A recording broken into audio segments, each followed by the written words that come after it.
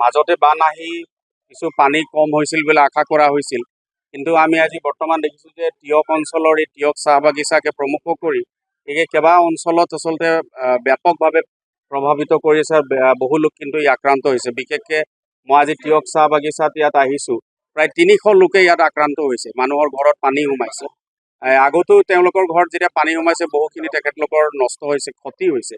চৰকাৰে সেইখিনি তেওঁলোকক দিবলগীয়া যিখিনি বান আক্ৰান্তসকলক দিবলগীয়া ক্ষতিপূৰণ দিবই পৰা নাই। তাৰ উপৰিও আকৌ বান আহিছে বৰ্তমান সময়ছোৱাত, যিটো দেখিছোঁ আমি।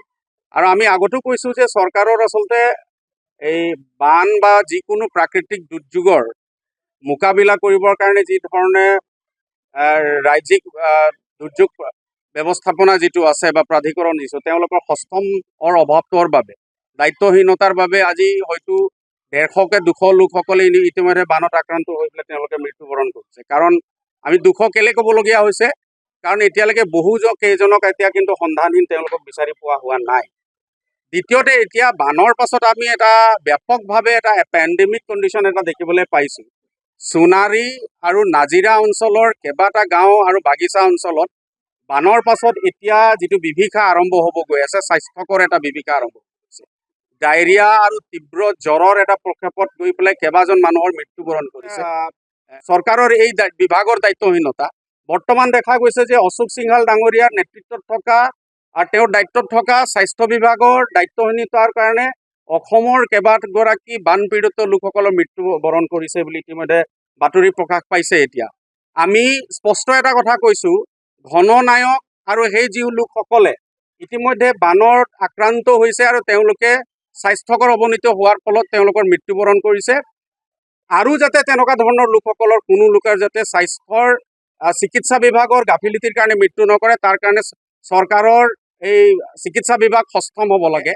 মাননীয় মুখ্যমন্ত্ৰী ডক্টৰ হিমন্ত বিশ্ব শৰ্মা ডাঙৰীয়ালে এটা আহ্বান আছে আমাৰ, যে যিসকলে বান আক্ৰান্ত হৈ চিকিৎসাৰ অভাৱত মৃত্যুবৰণ কৰিব লগা হৈছে, তেনে ব্যক্তিসকলকো কিন্তু 9 লাখ টকাকৈ তেওঁলোকক পৰিয়ালক কিন্তু ক্ষতিপূৰণ প্ৰদান কৰিব লাগিব। আৰু পৰৱৰ্তীৰ সময়ত এই স্বাভাৱিক জীৱন যাপন ঘূৰি আহিব পৰাকৈ কিন্তু প্ৰক্ৰিয়াৰ আঁচনি হাতত গ্ৰহণ কৰিব লাগিব, এইটো কথা নিশ্চিত। আজি আৰু এটা কথা আমি স্পষ্টকৈ ক'ব বিচাৰিছোঁ যে চৰাইদেউ, সোণাৰী আৰু ইভেন যোৰহাট জিলাৰ কেইবাটা চাহ বাগিচা, চন্তক, বিহুবৰ, বামুণপুখুৰী, টিয়ক চাহ বাগিচাৰ শ হাজাৰ শ্ৰমিকসকলে মানুহৰ ঘৰত পানী সোমোৱাৰ ফলত তেওঁলোকে কৰ্মৰত হ'ব পৰা নাই।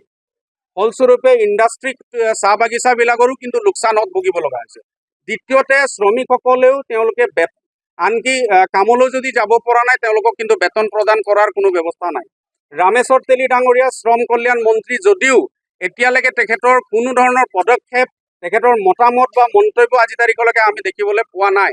আমি আহ্বান জনাওঁ তেখেতক যে এই নিৰী শ্ৰমিক যিসকল লোক আছে, সাধাৰণভাৱে খাটি খোৱা দুখীয়া দৰিদ্ৰ শ্ৰমিকসকল, তেখেতলোকক কিন্তু যি সময়ত তেওঁলোকে বানৰ কাৰণে কামত কৰ্মৰত হ'ব নোৱাৰিব, চৰকাৰ তৰফৰ পৰা যিকোনো ব্যৱস্থা কৰি তেখেতলোকৰ যিটো দিন হাজিৰাটো কিন্তু প্ৰদান কৰাৰ ব্যৱস্থাটো কৰিব লাগিব। দিনে বাগিচাত আচলতে আমি বানপানী হোৱা দেখা নাই, কিন্তু এইবাৰ চাহ বাগিচাসমূহতো বান কিন্তু আজি তাৰিখত উঠি আহিছে।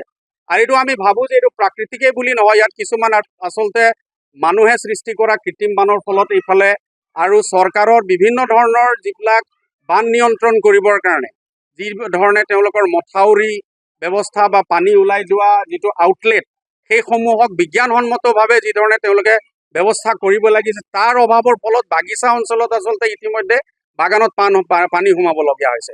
আৰু আমি জানো যে বাগিচাত আচলতে পানীটো সোমালে চাহ বাগিচা নষ্ট হ'ব, সেইটো কথা নিশ্চিত। পানী যদি সোমাই চাহ গছ ইতিমধ্যে মৰিব, ফলস্বৰূপে এটা ইণ্ডাষ্ট্ৰী ধ্বংস হ'ব। ইণ্ডাষ্ট্ৰী ধ্বংস হোৱাৰ লগে লগে কিন্তু দেশৰ ৰয়েলিটি, ৰেভিনিউ সকলোখিনি প্ৰভাৱিত কৰিব, শ্ৰমিকসকল প্ৰভাৱিত কৰিব। এই কথাটোৰ কাৰণে চৰকাৰে কিন্তু বিজ্ঞানসন্মতভাৱে এটা পৰিকল্পনা প্ৰস্তুত কৰি এই বানৰ স্থায়ী সমাধান কৰাৰ কিন্তু ব্যৱস্থা হাতত গ্ৰহণ কৰিব। যিকোনো খবৰৰ বাবে যোগাযোগ কৰক 9181 307 221 আমাৰ এই নম্বৰত।